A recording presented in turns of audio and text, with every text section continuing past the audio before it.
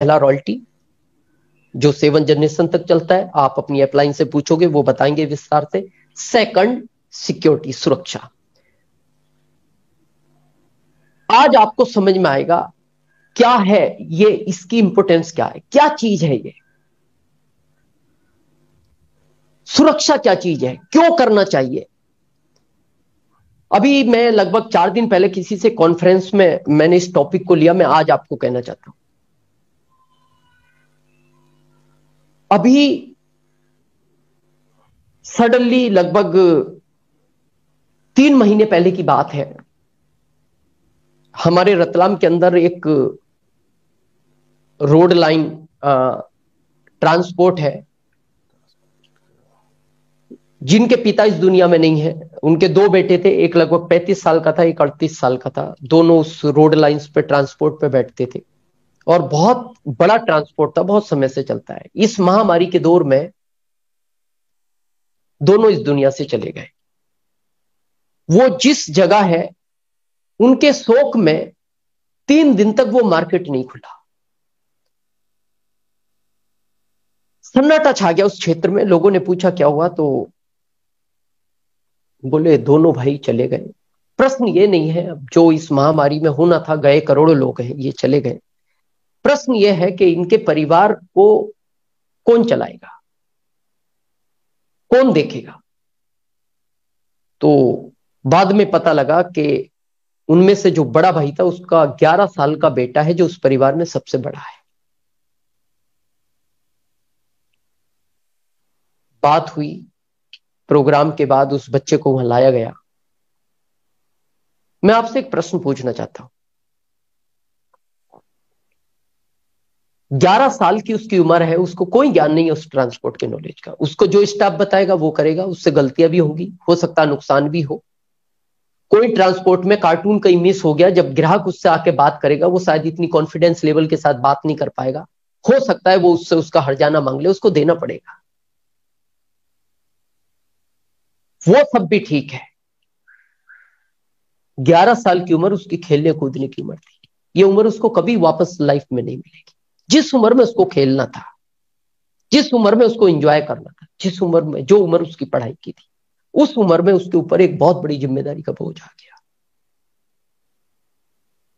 Option दूसरा नहीं था। भगवान न करे ऐसी कभी जिम्मेदारी हम सबके ऊपर आए या हमारे बच्चों के ऊपर आए। इसलिए इस बिजनेस को बहुत सीरियसली, मैं हमेशा एक बात कहता हूं लोगों से, मत करना आरसीएम, लेकिन कभी घर जाके एक बार सीरियसली, कभी रात को लेट पहुंचो या रात को लेट उठो, एक बार आप अपने परिवार को ध्यान से देखना तो सही। हालांकि कहते हैं निगेटिव कभी सोचना नहीं चाहिए, लेकिन एक बार विचार करना, क्योंकि दुनिया का एक सच है, जो आया है वो जाएगा। बस एक बार विचार करना, 1 सेकंड के लिए आंख बंद करना और एक बार सोचना कि ये आंख कभी किसी दिन मेरी वापस ना खुली, अगर ये बंद ही रह गई तो ये सब जितने लोग मेरे परिवार के बंद आंख करके सोए हुए हैं और मेरी आंख नहीं खुली, तो फिर इनकी आंख खुलने के बाद इनका होगा क्या। खोए, हम सबने खोए। मेरे फादर को कैंसर था, मेरे ससुर जी को कैंसर था। अभी कहना नहीं चाहिए, प्रहलाद सर के मदर, बहुत, मैं जब बात करता था, बड़ी बीमारी से जब वो ग्रसित रहे, बहुत माइंडली प्रहलाद सर बड़े परेशान रहे। जबकि कहा जाता है कि जो आया है वो जाएगा, निश्चित है। बस मैं इसीलिए कहना चाहता हूं, जिस दिन हम नहीं होंगे ये सिस्टम काम करेगा, जैसे रवि शर्मा जी के साथ काम कर रहा है, जैसे स्वर्गीय श्री सतीश पंडित जी के बच्चों के साथ काम कर रहा है। लास्ट में मैं एक बात कह के अपनी बात को खत्म करूंगा। अभी मैंने 3-4 दिन पहले किसी कॉन्फ्रेंस में कहा, यहां शायद आपका क्यों का उत्तर आपको मिल जाएगा। एक 13 साल का बच्चा अपने दादाजी को सुबह नाश्ता लेके जाता है, दिन में लंच लेके जाता है, शाम को डिनर लेके जाता है।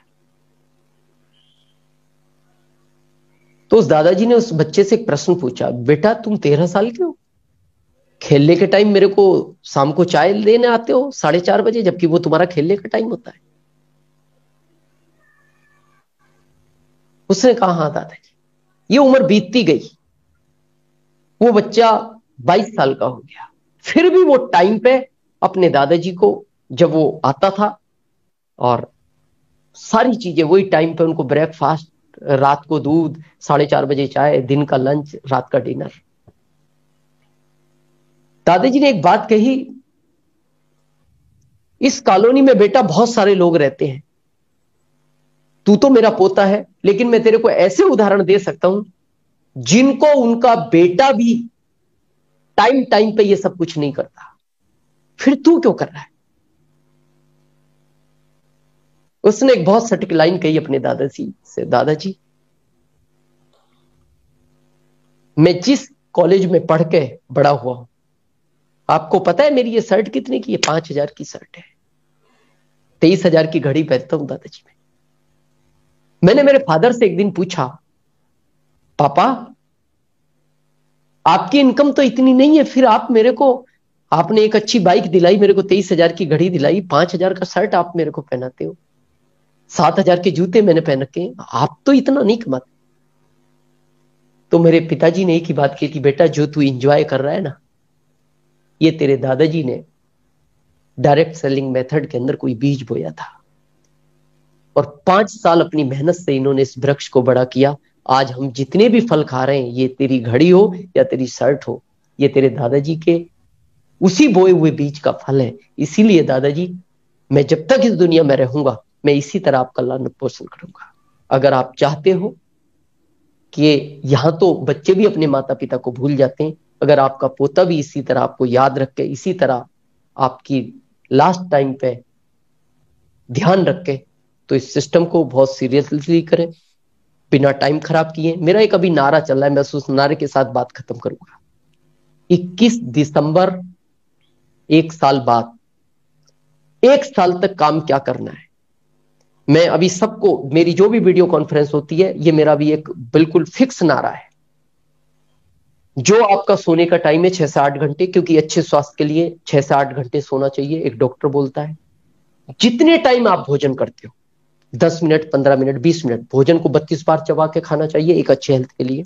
ये दोनों काम बिल्कुल आप, जो आपको समय सीमा है उसमें करें, लेकिन उसके बाद एक एक सेकंड, ये साल कीमती है, एक भी सेकंड खराब नहीं होना चाहिए। लिस्ट बनाएं, अप्लायंस से कॉन्फ्रेंस में बात करें, अप्लायंसेस सिस्टम को सीखें, लाइफलाइन को सिखाएं, ये जितने भी ऑफर है इन पे काम करें, अपने ग्रोथ पे काम करें।